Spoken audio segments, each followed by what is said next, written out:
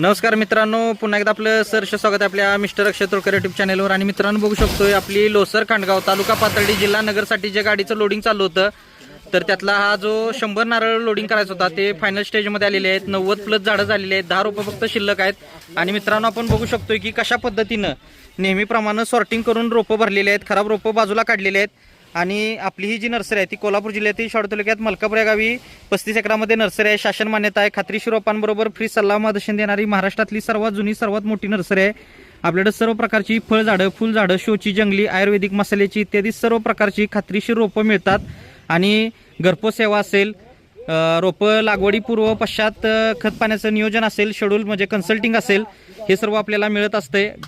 आणि आपल्याकडे सर्व प्रकारची फळझाडं, फुलझाडं ही लहानापासून मोठ्यापर्यंत अवेलेबल आहेत। आणि आता ही जे गीते पाटील सरपंच जे आहेत त्यांच्यासाठी हे गाडीचं लोडिंग चालू होतं किंवा आहे।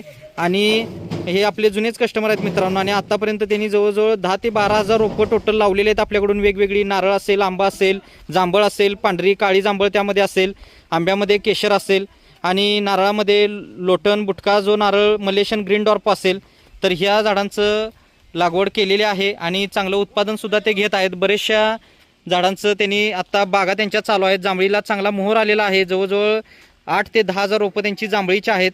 तर मित्रांनो, हा व्हिडिओ आवडला असेल तर व्हिडिओला लाईक करा, शेअर करा, चॅनलवर नवीन असाल तर सबस्क्राईब करा। आणि पूर्ण डिटेल व्हिडिओ नारळाचा बघण्यासाठी चॅनलवर तुम्ही जाऊन बघू शकताय।